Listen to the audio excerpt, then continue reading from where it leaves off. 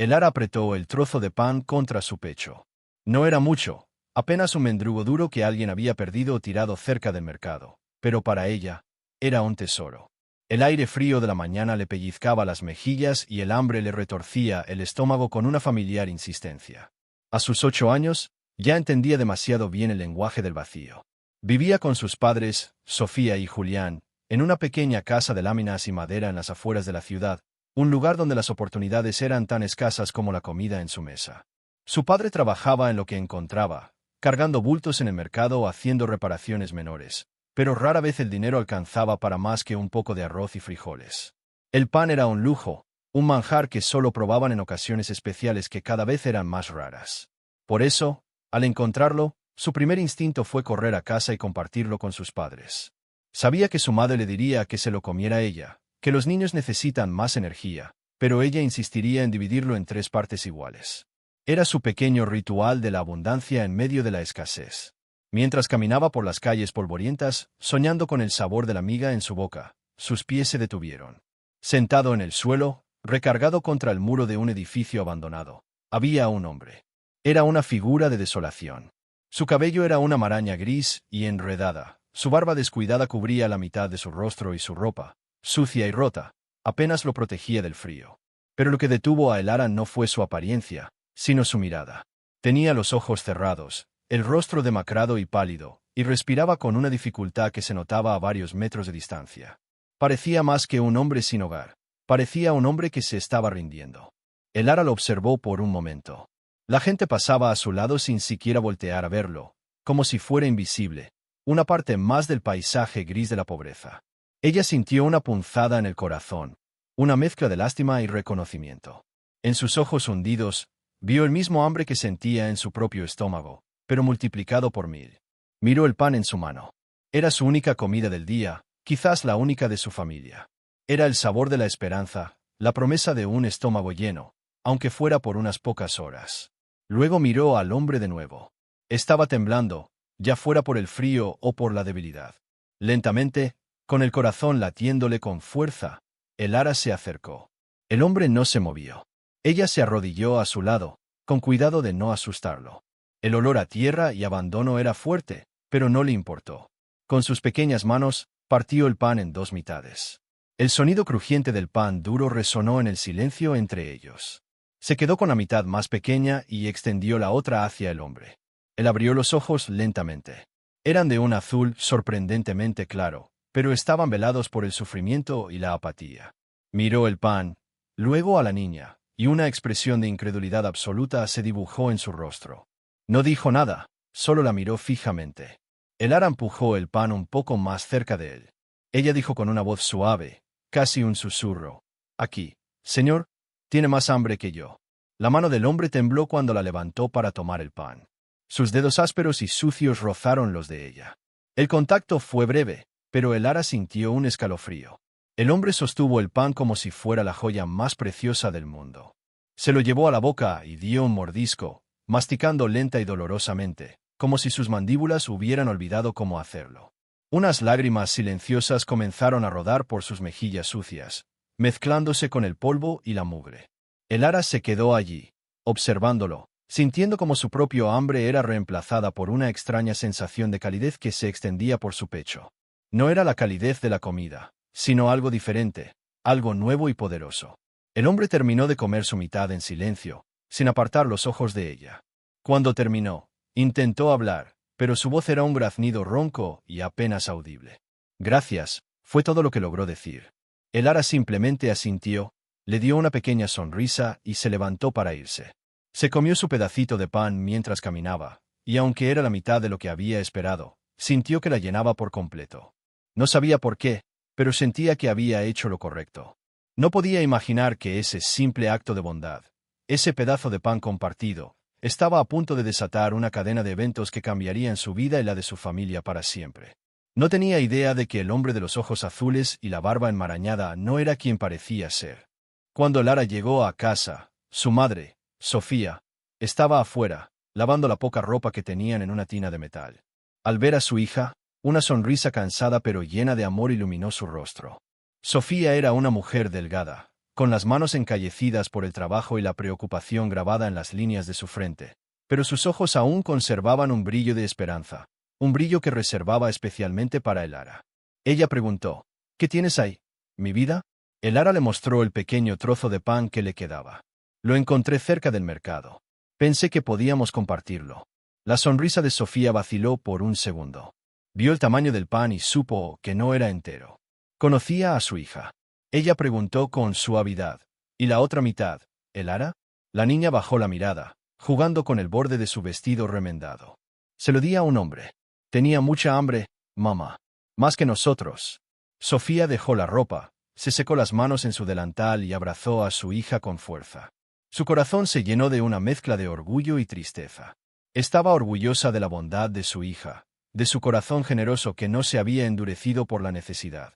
Pero también sentía una punzada de dolor, el dolor de una madre que no podía darle a su hija lo suficiente como para que no tuviera que elegir entre su propia hambre y la de un extraño.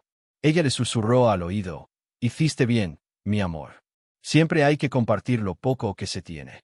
Ven, vamos a dividir este tesoro». Entraron en la pequeña casa. El espacio era reducido, apenas una habitación que servía de sala, comedor y dormitorio. Julián, su padre, aún no había regresado del mercado. Sofía partió el pequeño trozo de pan en dos. Le dio la porción más grande a Elara y se quedó con la más pequeña. Elara protestó, «No, mamá, es para los dos». Sofía negó con la cabeza y dijo, «Tú estás creciendo. Necesitas comer». «Yo estoy bien». Comieron en silencio, saboreando cada miga. Mientras tanto, a varios kilómetros de distancia, en el distrito más lujoso de la ciudad, el hombre al que Elara había ayudado estaba sentado en el asiento trasero de un coche negro y reluciente. Ya no llevaba la ropa sucia y rota. Se había duchado y afeitado, revelando un rostro de facciones marcadas y una mandíbula fuerte. Vestía un traje caro y a medida. Era irreconocible. Su nombre era Mateo Vargas, y era uno de los empresarios más ricos y solitarios del país. Miraba por la ventana polarizada el paisaje urbano, pero no lo veía. Su mente estaba en otro lugar, en una calle polvorienta, con una niña de ojos grandes y un corazón aún más grande. Un año antes, Mateo lo había perdido todo, no en términos de dinero, sino en lo que realmente importaba. Su único hijo había fallecido en un trágico accidente. La pérdida lo había destrozado, sumiéndolo en una profunda depresión. El mundo, que antes le parecía lleno de oportunidades, se había vuelto gris y sin sentido. Su esposa, incapaz de soportar el dolor y culparlo por haberse enfocado demasiado en su trabajo, lo había abandonado. Se encontró solo en una mansión vacía, rodeado de lujos que ya no significaban nada. La amargura se apoderó de él. Empezó a ver lo peor en la humanidad, la codicia, el egoísmo, la indiferencia. Sentía que la gente a su alrededor solo estaba interesada en su fortuna. Decidió hacer un experimento desesperado. Quería saber si aún existía la bondad genuina en el mundo, o si todo era una transacción. Durante una semana, se vistió como un mendigo y vivió en las calles. La experiencia fue brutal. Sufrió el desprecio, la indiferencia y el asco de la gente. Lo ignoraron, lo insultaron, le arrojaron monedas con desdén. Cada día que pasaba, su cinismo se hacía más profundo.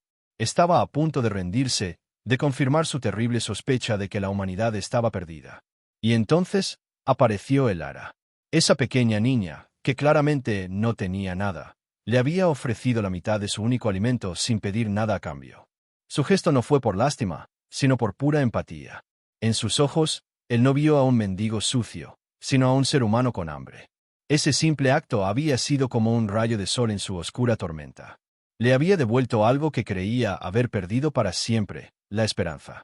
Su chofer, un hombre leal llamado Ricardo que había estado a su servicio durante años y era el único que conocía su secreto, lo miró por el espejo retrovisor. Ricardo preguntó con cautela, «¿A dónde vamos ahora, señor Vargas?» Mateo tardó un momento en responder. Una nueva determinación brillaba en sus ojos azules, ahora claros y llenos de propósito.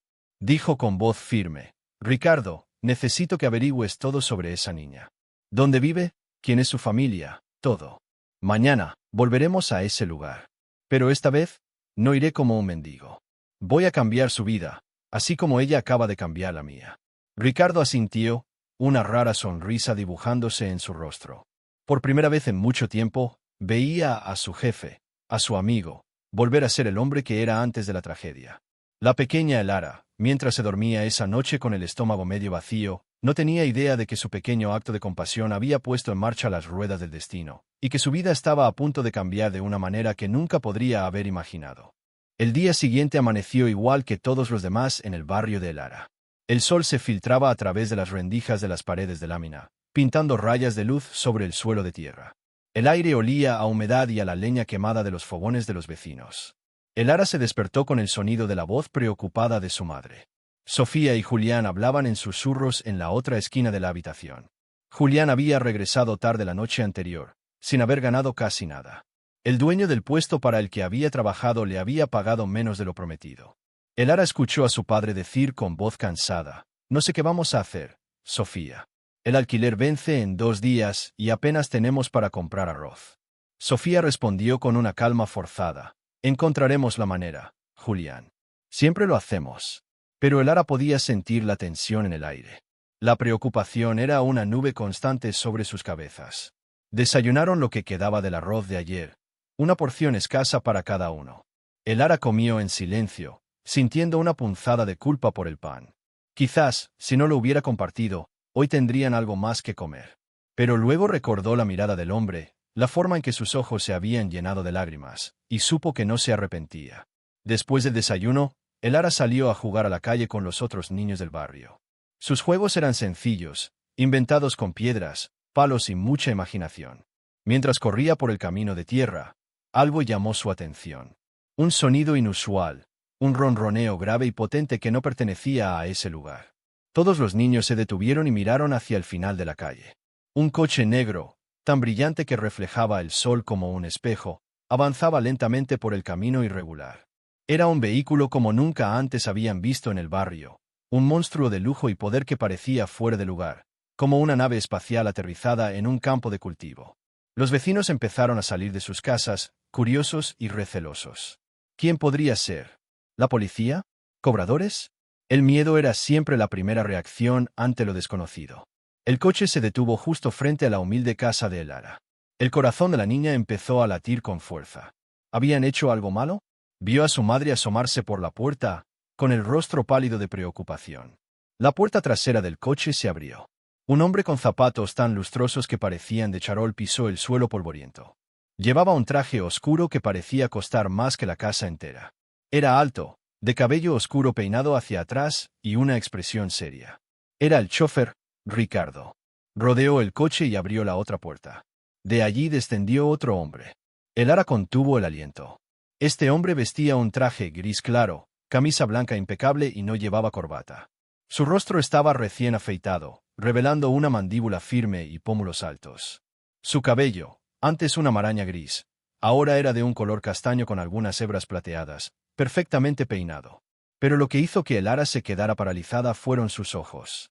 Eran los mismos ojos azules, increíblemente claros, que había visto el día anterior. Eran los ojos del hombre sin hogar. La transformación era tan completa, tan radical, que por un momento dudó de su propia memoria. Pero no había duda. Era él. El hombre, Mateo, la miró directamente y le dedicó una pequeña sonrisa. La misma sonrisa que ella le había dado a él. Elara no sabía qué hacer. Se quedó inmóvil, con los ojos muy abiertos, mientras el hombre elegante y misterioso caminaba hacia ella. Los murmullos de los vecinos se intensificaron. Nadie entendía qué estaba pasando. Sofía salió corriendo de la casa y se paró frente a Elara, en un gesto protector. Julián, que había escuchado el alboroto, salió detrás de ella, con una herramienta en la mano, listo para defender a su familia de cualquier amenaza. Mateo se detuvo a una distancia respetuosa. Su mirada se posó en Sofía y Julián, y luego volvió a Elara. Su voz, cuando habló, era profunda y tranquila, completamente diferente al graznido ronco que Elara había escuchado el día anterior. Dijo: «Buenos días. No tiene nada que temer. Busco a esta niña. Su nombre es Elara, ¿verdad?» Julián dio un paso adelante, con el ceño fruncido. Preguntó con desconfianza: «¿Quién es usted y qué quiere con mi hija?» Mateo no se inmutó por su tono hostil. Mantuvo la calma y la compostura. Respondió: «Mi nombre es Mateo Vargas. Y su hija, ayer, me salvó la vida». La confusión en los rostros de Julián y Sofía fue total. ¿Salvarle la vida? ¿A este hombre que parecía tenerlo todo? No tenía ningún sentido. Sofía miró a Elara, buscando una explicación, pero la niña estaba tan desconcertada como ellos. Mateo continuó, su voz cargada de una emoción sincera. Ayer, yo era el hombre sentado contra el muro al final de la calle. El hombre al que su hija le dio la mitad de su pan. El silencio que siguió a sus palabras fue absoluto. El barrio entero parecía contener la respiración. Julián y Sofía miraron al hombre, luego a su hija, y de nuevo al hombre. La idea era tan absurda, tan imposible, que sus mentes luchaban por procesarla. Pero al mirar de cerca los ojos de Mateo, vieron algo que los convenció. Una vulnerabilidad, una gratitud tan profunda que no podía ser fingida. Vieron la verdad en su mirada. Elara finalmente encontró su voz. Preguntó en un susurro, ¿eres tú? Mateo asintió. Su sonrisa se amplió. Sí, Elara. Soy yo. Y he venido a darte las gracias. La revelación de Mateo dejó a Julián y Sofía sin palabras. Miraban al hombre impecablemente vestido que tenían delante, tratando de reconciliar su imagen con la del mendigo que Elara había descrito. Era como si dos mundos completamente diferentes hubieran chocado frente a su humilde hogar. Julián, aunque todavía desconfiado, bajó la herramienta que sostenía. La gratitud en los ojos del hombre parecía genuina, pero la situación era demasiado extraña para aceptarla sin más. Sofía, por otro lado, sintió que un nudo de tensión en su pecho comenzaba a aflojarse. Siempre había creído en la bondad inherente de su hija, y ahora, parecía que el universo le estaba respondiendo de la manera más inesperada. Mateo se dirigió a ellos con respeto. Dijo, sé que esto es difícil de entender. Les pido por favor que me permitan unos minutos de su tiempo para explicarles. ¿Podríamos hablar en un lugar más privado? Julián miró a su alrededor. Toda la calle estaba observando, los vecinos susurraban y señalaban. Asintió de mala gana y los guió al interior de su pequeña casa. El contraste entre el interior de la vivienda y la apariencia de Mateo era abrumador. La única habitación, con sus muebles viejos y gastados, parecía encogerse en presencia del hombre rico. Mateo no mostró ningún signo de incomodidad. Miró a su alrededor con una expresión neutral, pero sus ojos absorbían cada detalle de la pobreza en la que vivía la familia. Ricardo, el chófer, esperó discretamente junto a la puerta. Una vez dentro, Mateo se sentó en una de las dos sillas de madera que tenían, después de que Sofía se la ofreciera con un gesto nervioso. La familia permaneció de pie, como si no se sintieran dueños de su propio espacio. Mateo comenzó a hablar. Su voz era tranquila y mesurada.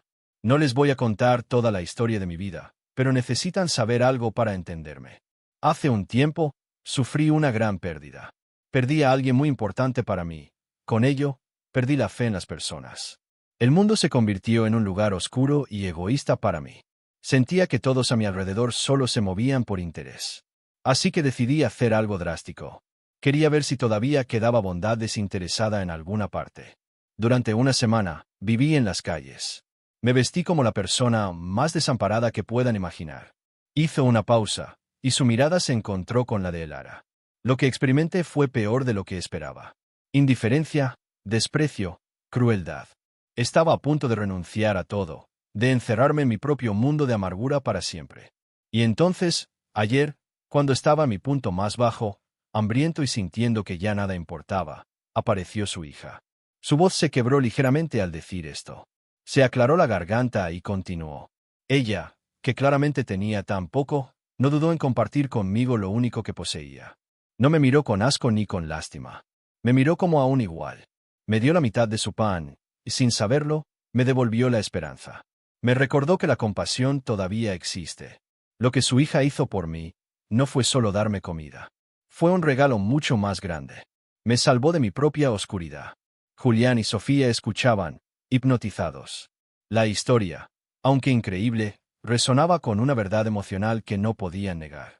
Vieron el dolor en los ojos de Mateo, un dolor que iba más allá de la pobreza o la riqueza. Sofía se acercó a Elara y le rodeó los hombros con un brazo, atrayéndola hacia ella. Mateo se levantó de la silla. Dijo, por eso estoy aquí. Un acto de esa magnitud no puede quedar sin respuesta. No quiero insultarlos ofreciéndoles dinero como si fuera una simple recompensa. Lo que quiero proponerles es un cambio. Una oportunidad. Una que su hija se ha ganado con su noble corazón. Miró directamente a Julián y Sofía. Quiero encargarme de la educación de Elara. Quiero que vaya a la mejor escuela de la ciudad, Que tenga todas las herramientas para construir el futuro que ella elija, sin las limitaciones que la pobreza impone. Quiero que vaya a la universidad si así lo desea. Quiero asegurarme de que nunca más tenga que preocuparse por si tendrá algo que comer. La oferta era tan monumental que el aire pareció salir de la habitación. Julián y Sofía se miraron, con los ojos muy abiertos por la incredulidad. La educación era un sueño lejano para ellos, un lujo inalcanzable. Pero Mateo no había terminado. Añadió, dirigiéndose a Julián, y para ustedes, quiero ofrecerles una nueva vida. Tengo una casa, modesta pero cómoda, cerca de la nueva escuela de Lara. Está vacía y es suya si la quieren. Y usted, Julián, si me lo permite, me gustaría ofrecerle un trabajo estable en una de mis empresas. Un puesto de supervisor de mantenimiento. Un trabajo digno, con un salario justo, que le permitirá mantener a su familia con orgullo y seguridad. No es caridad, es una oportunidad. El silencio en la habitación era tan profundo que se podían oír los latidos de sus corazones. La oferta era un salvavidas, un boleto a una vida que ni siquiera se habían atrevido a soñar. Era la respuesta a todas las oraciones que habían susurrado en las noches de desesperación. Julián, un hombre orgulloso que nunca había aceptado nada regalado, sintió que las lágrimas le quemaban los ojos. Miró a su hija, a su increíble y bondadosa hija, que con un simple trozo de pan había movido una montaña. Sofía fue la primera en hablar, con la voz temblorosa por la emoción. Dijo, «Señor Vargas, no sabemos qué decir. Esto es demasiado». Mateo respondió con una sonrisa cálida. «No es demasiado. Es lo justo. Por favor, tómense su tiempo para pensarlo. No hay ninguna prisa». Dejó una tarjeta con su número de teléfono personal sobre la pequeña mesa de madera. «Estaré esperando su llamada». Se despidió con una inclinación de cabeza y salió de la casa, dejando a la familia sumida en un estado de shock, esperanza y asombro. Una vez que Mateo y su chofer se marcharon, dejando solo el rastro de los neumáticos en la calle polvorienta, la pequeña casa de Lara se sintió a la vez más pequeña y más grande que nunca. El silencio que dejaron a su paso estaba cargado de posibilidades, de sueños y de miedos. Julián, Sofía y Lara se quedaron inmóviles durante varios minutos, como si tuvieran miedo de que un solo movimiento pudiera romper el hechizo y hacer desaparecer la increíble oferta que acababan de recibir. Julián fue el primero en romper el silencio. Se pasó las manos por el pelo, un gesto que hacía siempre que estaba abrumado. Dijo, más para sí mismo que para los demás, «No puedo creerlo. Simplemente no puedo creerlo». Sofía se sentó en el borde de la cama, con la mirada perdida en la tarjeta de visita que Mateo había dejado sobre la mesa. Tenía un acabado brillante y letras doradas. Se sentía pesada, sustancial, como la promesa que representaba. Ella susurró, «¿Y si es verdad, Julián? ¿Y si todo lo que dijo es cierto?» Julián comenzó a caminar de un lado a otro en el reducido espacio. Su mente, acostumbrada a la desconfianza y a la lucha diaria, buscaba una trampa, una letra pequeña, una razón por la cual todo aquello fuera demasiado bueno para ser verdad. Dijo, «La gente como no hace estas cosas, Sofía. Los ricos no se preocupan por nosotros. ¿Una casa? ¿Un trabajo? ¿La mejor escuela para Lara? Suena a cuento de hadas». Y yo dejé de creer en los cuentos de hadas hace mucho tiempo. Su escepticismo era una armadura que había construido a lo largo de años de decepciones y promesas rotas. Aceptar una ayuda tan grande hería su orgullo, le hacía sentir que había fracasado como padre y proveedor. Sofía, sin embargo, vio las cosas de otra manera. Ella respondió con firmeza, «Pero viste sus ojos, Julián. Viste cómo miraba a Lara. No era la mirada de un hombre que miente. Era la mirada de un hombre agradecido. Nuestra hija le dio algo que su dinero no podía comprar. Y ahora él quiere devolverle el favor. Esto no es sobre nosotros, es sobre ella». Lara, que había estado escuchando en silencio, se acercó a su padre y le tomó la mano. Sus pequeñas manos se perdieron en las de él, grandes y callosas. Ella lo miró con sus ojos serios y profundos y dijo, «Papá, él estaba muy triste. Y tenía mucha hambre. Yo solo quise ayudarlo». Las sencillas palabras de su hija atravesaron la coraza de Julián. Miró el rostro inocente de Lara y se dio cuenta de que Sofía tenía razón. Esto no se trataba de su orgullo. Se trataba del futuro de su hija. Se trataba de la oportunidad de romper el ciclo de la pobreza que había atrapado a su familia durante generaciones. Se trataba de darle a Lara la vida que él y Sofía siempre habían soñado para ella. Una vida sin hambre, sin miedo, llena de oportunidades. Se arrodilló para estar a la altura de su hija y la abrazó con fuerza. Sintió el pequeño cuerpo de Elara contra el suyo y una oleada de amor y determinación lo inundó. Sabía lo que tenía que hacer. Dijo con la voz ronca por la emoción: «Tienes razón, mi niña. Tienes el corazón más grande del mundo». Levantó la vista hacia Sofía, y en su mirada había una nueva resolución. «Lo haremos. Aceptaremos su oferta». Sofía soltó un suspiro de alivio, y las lágrimas que había estado conteniendo finalmente rodaron por sus mejillas. Eran lágrimas de alegría, de esperanza, de gratitud. Se unió al abrazo, y los tres se quedaron así, un pequeño núcleo de amor y esperanza en medio de su humilde hogar. Más tarde ese día, con manos temblorosas, Julián usó el teléfono de un vecino para hacer la llamada. Cuando Mateo contestó al otro lado de la línea, la voz de Julián fue firme. Dijo: «Señor Vargas, soy Julián, el padre de Elara. Hemos hablado, mi esposa y yo. Y aceptamos. Aceptamos su generosa oferta». Del otro lado de la línea, Mateo sonrió. No había duda en su mente de que había tomado la decisión correcta. Dijo: «Excelente, Julián. No se arrepentirán. Mi asistente se pondrá en contacto con ustedes mañana para organizar todo. La mudanza, la inscripción de Elara en la escuela, su nuevo trabajo. Bienvenidos a su nueva vida». Colgaron el teléfono y la noticia corrió como la pólvora por el barrio. Hubo reacciones de todo tipo. Algunos vecinos se alegraron genuinamente por ellos, celebrando su golpe de suerte. Otros sintieron envidia, susurrando que era demasiado bueno para ser verdad, que seguro había algo oculto. Pero a Julián y Sofía ya no les importaba. Estaban concentrados en el futuro, en el horizonte brillante que se abría ante ellos. Esa noche, mientras Elara se dormía, no en el suelo sobre una estera delgada, sino en una cama real en su nuevo hogar mental, pensó en el hombre de los ojos azules. No pensó en él como un hombre rico o un benefactor. Pensó en él como el hombre hambriento al que había ayudado. Y se dio cuenta de algo simple pero profundo. A veces, el acto más pequeño de bondad puede tener las consecuencias más grandes, creando ondas que viajan mucho más allá de lo que uno puede ver. La transición a su nueva vida fue como despertar en un sueño. Una semana después de la visita de Mateo, un camión de mudanzas llegó al barrio. No tenían mucho que empacar, apenas unas cuantas cajas con ropa, algunos utensilios de cocina y los juguetes hechos a mano de Elara. Los vecinos los despidieron con una mezcla de buenos deseos y miradas curiosas. Mientras el camión se alejaba, Elara miró por la ventanilla trasera y vio cómo su pequeña casa de lámina se hacía cada vez más pequeña, hasta desaparecer. No sintió tristeza, solo una extraña emoción, la sensación de estar dejando atrás una vida para empezar otra completamente nueva.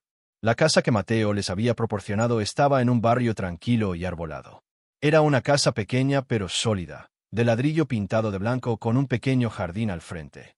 Para Elara, que había vivido toda su vida en una sola habitación, parecía un palacio. Tenía su propio dormitorio, con una cama de verdad, un escritorio y una ventana que daba al jardín. Sofía lloró de alegría al ver la cocina, equipada con una estufa de gas y un refrigerador. Julián recorrió la casa en silencio, tocando las paredes sólidas, abriendo y cerrando las puertas, como si necesitara convencerse de que todo era real. El primer día de Julián en su nuevo trabajo fue un día de nervios y orgullo. Se puso el uniforme limpio que le habían proporcionado y salió de casa sintiéndose un hombre nuevo. El trabajo era exigente pero justo. Por primera vez en su vida, tenía un salario estable, seguridad social, y lo más importante, la dignidad de saber que podía proveer para su familia sin la incertidumbre del día a día. Regresó a casa esa noche cansado pero con una sonrisa que Sofía no le había visto en años. Traía consigo una bolsa de pan fresco y fruta, y esa noche cenaron como reyes. Pero el cambio más grande fue para Elara. Su nueva escuela era un edificio imponente, con pasillos largos y aulas llenas de luz. Los otros niños vestían uniformes impecables y llevaban mochilas llenas de libros nuevos. Elara se sintió pequeña e intimidada. Hablaba con un acento diferente al de ellos, su ropa, aunque nueva, parecía no encajar y no entendía muchas de las cosas de las que hablaban. Los primeros días fueron difíciles. Se sentía sola y fuera de lugar. Algunos niños la miraban con curiosidad, otros con un poco de desdén. Ella se refugiaba en los libros que la biblioteca de la escuela ofrecía, mundos de fantasía donde no importaba de dónde vinieras. Mateo se mantuvo en contacto. Llamaba una vez por semana para saber cómo estaban y visitaba los domingos. No actuaba como un benefactor distante, sino como un amigo de la familia. Hablaba con Julián sobre su trabajo, Elogiaba la comida de Sofía y pasaba horas ayudando a Elara con sus tareas. Se convirtió en su mentor. Vio la dificultad que Elara estaba teniendo para adaptarse y decidió intervenir. Un domingo, la llevó a un lado y le dijo: «Sé que es difícil, Elara. Sentirse diferente da miedo. Pero esa diferencia es también tu fuerza. Tú tienes algo que muchos de estos niños nunca entenderán. Tienes una perspectiva del mundo que ellos no conocen. Has visto la vida real, no solo la que aparece en los libros. Y tienes un corazón que vale más que todo el dinero del mundo. Nunca dejes que nadie te haga sentir menos por ser quien eres». Las palabras de Mateo fueron como un bálsamo para el alma de Elara. Le dieron la confianza que necesitaba. Empezó a participar más en clase, a compartir sus ideas. Su inteligencia natural y su curiosidad pronto llamaron la atención de sus maestros. Descubrieron que tenía una mente brillante, especialmente para las ciencias. Poco a poco, las cosas comenzaron a cambiar. Hizo una amiga, una niña llamada Lucía, que estaba más interesada en la amabilidad de Elara que en la marca de sus zapatos. Juntas, exploraron la escuela y descubrieron que no era tan intimidante después de todo. Los años pasaron. La familia se asentó en su nueva vida. La preocupación constante por el dinero fue reemplazada por una sensación de seguridad y paz. Julián fue ascendido en su trabajo. Sofía tomó clases de costura y comenzó un pequeño negocio desde casa. Y Elara floreció. Se convirtió en una de las mejores estudiantes de su clase, una joven brillante y compasiva que nunca olvidó de dónde venía. A menudo, por la noche, antes de dormir en su cómoda cama, pensaba en el trozo de pan. Recordaba el hambre, el frío y la decisión que había tomado ese día. Se daba cuenta de que Mateo tenía razón. Su pasado no era algo de lo que avergonzarse, sino una parte fundamental de quién era. Le había enseñado el valor de la empatía, la importancia de la bondad y la verdad de que un pequeño gesto puede, de hecho, cambiar el mundo. Mantuvo su conexión con Mateo, quien se convirtió en una figura paterna para ella, un guía y un amigo. Él la vio crecer, la aconsejó en sus decisiones y celebró sus triunfos como si fueran propios. A través de Elara y su familia, Mateo encontró la redención que tanto había buscado. Ellos no solo llenaron el vacío de su mansión, sino también el de su corazón. Los años de adolescencia de Elara pasaron volando, marcados por el estudio, la amistad y un creciente sentido de propósito.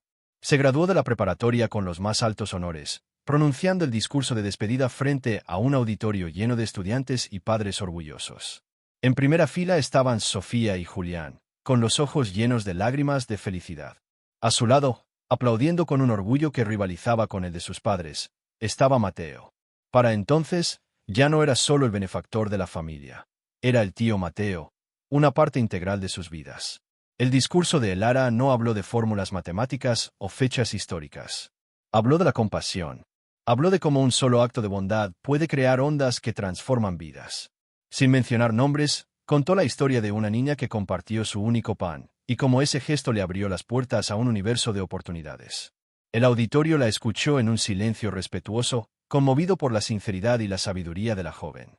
Después de la ceremonia, Mateo la abrazó y le dijo al oído: «Tu madre y tu padre te dieron la vida, Elara, pero tú, con tu corazón, le diste un nuevo significado a la mía.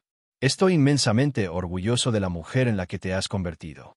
Fiel a su promesa, Mateo financió su educación universitaria. Elara eligió estudiar medicina.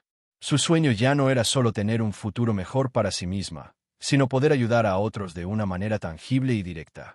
Quería trabajar en comunidades desfavorecidas, en lugares como el barrio donde había crecido, para asegurarse de que nadie sufriera por falta de atención médica. La universidad fue un desafío, pero Elara estaba acostumbrada a luchar. Se sumergió en sus estudios con la misma determinación con la que había buscado comida en las calles años atrás. Durante sus vacaciones, en lugar de viajar o descansar, trabajaba como voluntaria en clínicas gratuitas, aprendiendo de primera mano las realidades de la medicina en entornos de bajos recursos. Fue durante uno de esos veranos que conoció a un joven médico llamado Daniel. Él compartía su pasión por ayudar a los demás y su visión de una atención médica más equitativa. Se hicieron amigos rápidamente, y esa amistad pronto se convirtió en algo más profundo. Daniel quedó cautivado no solo por la inteligencia de Elara, sino por su increíble empatía y su espíritu inquebrantable. Mientras Elara construía su futuro, Julián y Sofía disfrutaban de una vida tranquila y estable. Habían ahorrado lo suficiente para comprar la casa en la que vivían. Sofía había expandido su negocio de costura, y Julián era ahora el jefe de mantenimiento de todo el edificio corporativo de Mateo. Nunca perdieron su humildad ni olvidaron sus orígenes. Eran conocidos en su comunidad por su generosidad, siempre dispuestos a ayudar a un vecino en apuros. Un día, Mateo los invitó a cenar a su mansión. Era algo que hacían de vez en cuando, pero esta vez el ambiente era diferente. Mateo parecía más serio de lo habitual. Después de la cena, los reunió en su estudio, un cuarto impresionante con paredes cubiertas de libros. Con una voz tranquila, les contó que había sido diagnosticado con una enfermedad grave.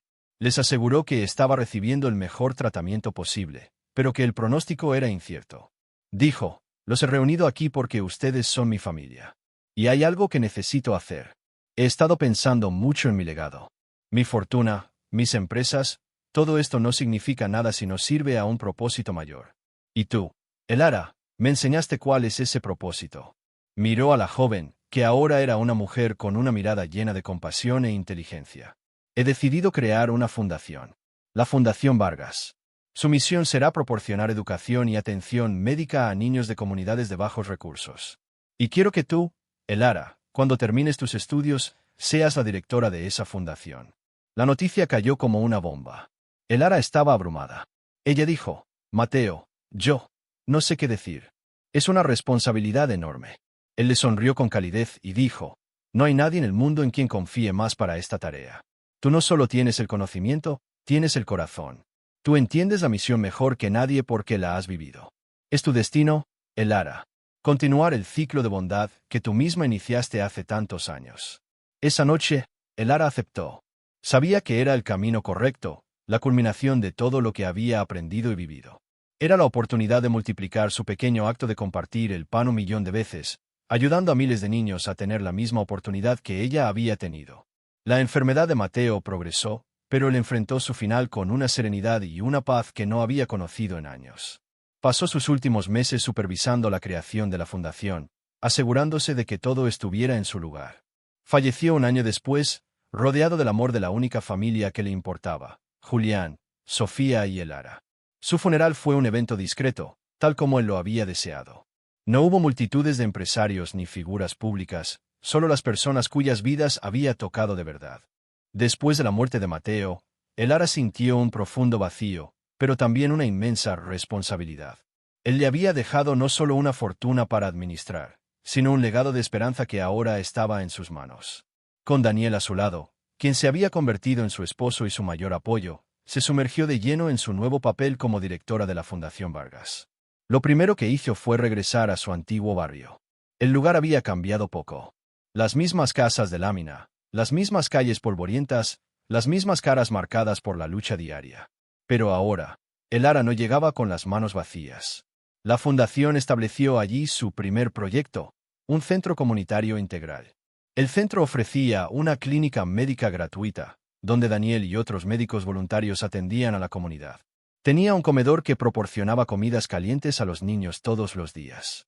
Y lo más importante, tenía un programa de becas y tutorías para que los jóvenes más brillantes, como lo había sido ella, tuvieran la oportunidad de acceder a una buena educación. Al principio, la gente del barrio se mostró escéptica.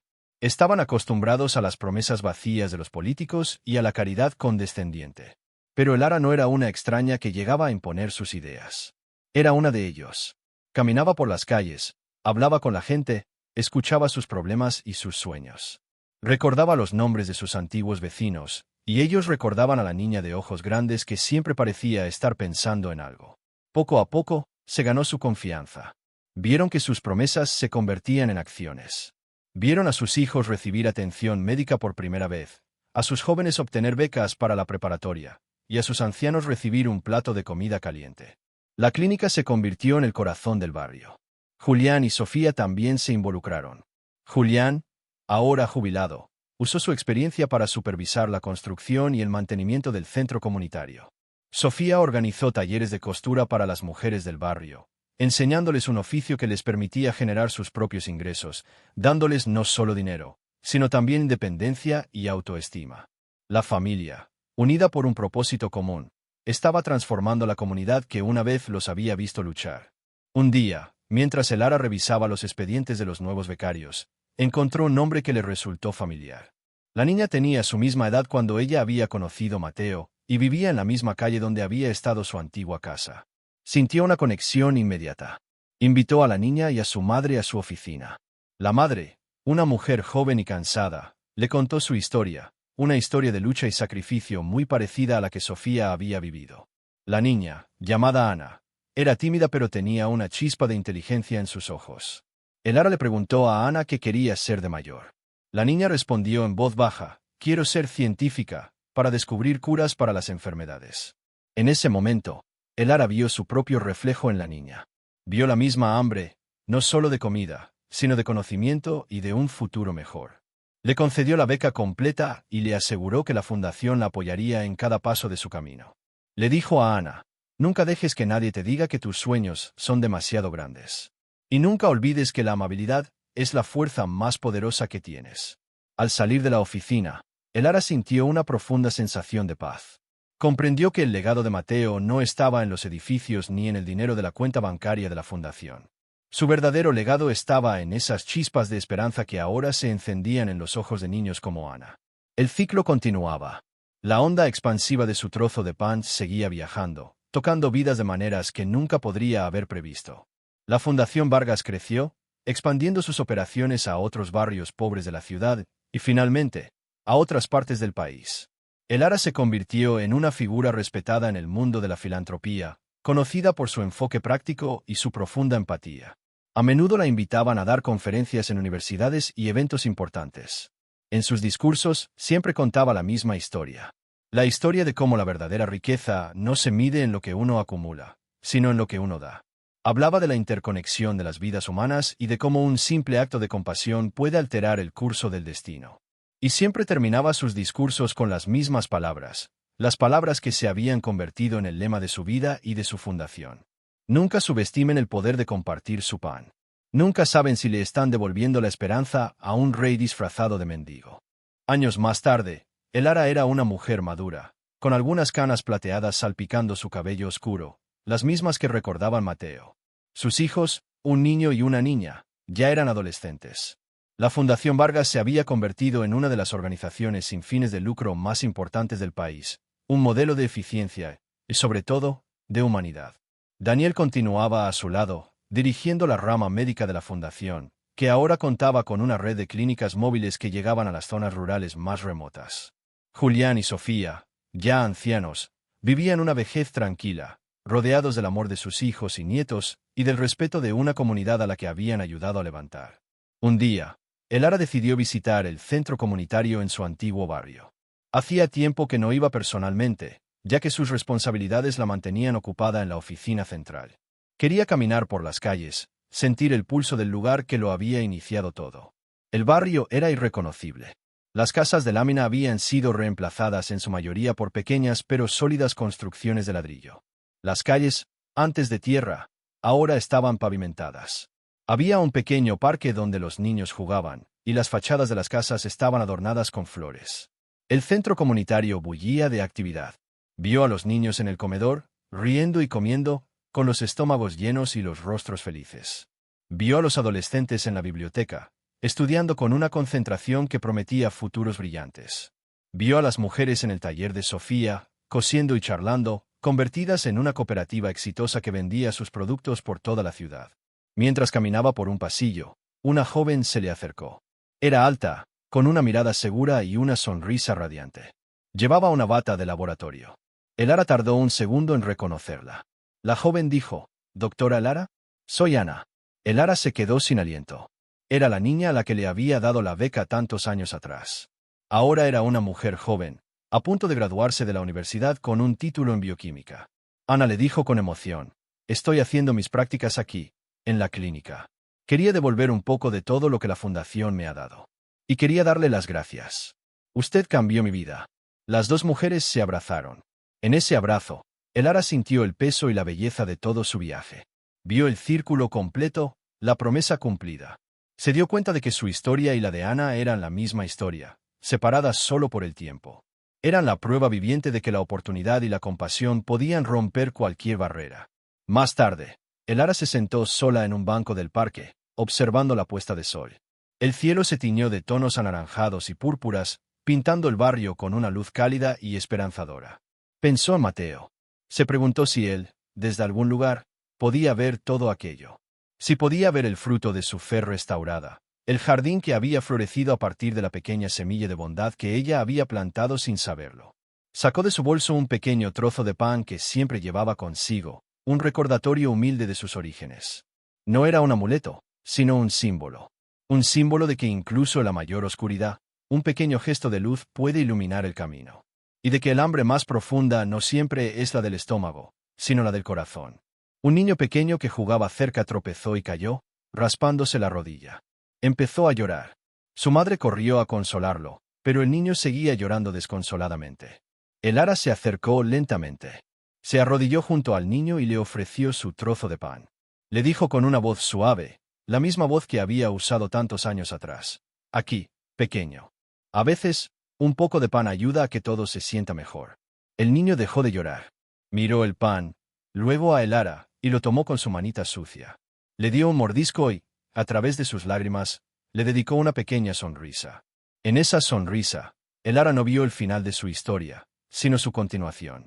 Vio el ciclo eterno de la bondad, un regalo que se sigue dando, una luz que pasa de una mano a otra, asegurando que, sin importar cuán oscuro se ponga el mundo, siempre habrá alguien dispuesto a compartir su único pan. La historia de el ara se convirtió en una leyenda silenciosa en la ciudad. No del tipo que aparece en los titulares de los periódicos, sino del que se cuentan susurros en los barrios pobres, en las salas de espera de las clínicas, en las aulas de las escuelas comunitarias. Era una historia de esperanza que se transmitía de padres a hijos, un recordatorio de que los milagros no siempre caen del cielo, sino que a veces nacen de las manos de una niña hambrienta. El ara nunca buscó el reconocimiento público.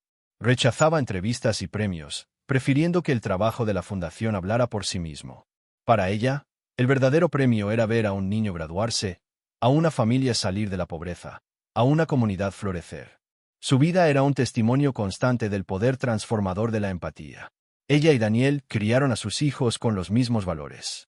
Les enseñaron que el privilegio no era un derecho, sino una responsabilidad. Los fines de semana, en lugar de ir a centros comerciales o al cine, la familia a menudo trabajaba como voluntaria en los proyectos de la fundación. Sus hijos crecieron entendiendo que su hogar era mucho más grande que las 4 paredes de su casa. Su hogar era la comunidad a la que servían. Un día, su hijo mayor, llamado Mateo en honor a su benefactor, le preguntó, «Mamá, ¿nunca te cansas? De todo este trabajo, de todos los problemas de la gente». El ara lo miró y le sonrió. Le respondió, «A veces me siento cansada, sí. Pero luego recuerdo de dónde vengo. Recuerdo el hambre, el frío. Y recuerdo a un hombre con ojos tristes que solo necesitaba que alguien lo viera. Ayudar a los demás no es una carga, hijo. Es lo que nos recuerda que estamos vivos y conectados. Es lo que le da sentido a todo. Su legado no sería de edificios o de dinero, sino de personas. Sería Ana, la bioquímica que un día descubriría un tratamiento revolucionario para una enfermedad. Sería el niño del parque, que crecería para convertirse en un maestro que inspiraría a cientos de estudiantes. Serían las innumerables vidas que, directa o indirectamente, fueron tocadas por la onda expansiva de su acto de bondad. A medida que envejecía, el ara comenzó a delegar más responsabilidades en la fundación, preparando a una nueva generación de líderes para que continuaran su trabajo. Pasaba más tiempo en su jardín, cuidando las flores, una actividad que le daba una profunda paz. A menudo, sus nietos corrían a su alrededor, llenando el aire con sus risas. Una tarde, mientras estaba sentada en su porche, viendo a sus nietos jugar, su nieta más pequeña, una niña de ojos brillantes llamada Sofía, se acercó a ella con algo en la mano. Abrió su puño y le mostró una galleta a medio comer. La niña dijo, «Para ti, abuela». La partí en 2. El ara sintió que el corazón se le llenaba de una emoción tan intensa que le costó respirar. Tomó el pequeño trozo de galleta y vio su vida entera reflejada en ese simple gesto. Vio a la niña que fue, al hombre que salvó, a la familia que construyó y al mundo que ayudó a cambiar. Se dio cuenta de que la historia no terminaba con ella. La bondad, una vez sembrada, echa raíces y sigue creciendo, dando frutos en las generaciones venideras. La historia de el ara no es la historia de cómo la pobreza se convierte en riqueza. Es la historia de cómo la compasión genera oportunidad. Es un recordatorio de que no necesitamos ser ricos o poderosos para cambiar el mundo. A veces, Todo lo que se necesita es ver el hambre en los ojos de otro y estar dispuesto a compartir nuestro único pedazo de pan. Y esa es una lección que todos, sin importar cuán poco tengamos, podemos hacer cada día. La leyenda de la niña y el mendigo continuaría, no como un cuento de hadas, sino como una verdad viva, demostrando una y otra vez que en el corazón de la humanidad, incluso en sus rincones más oscuros y olvidados, siempre reside una extraordinaria capacidad para la bondad.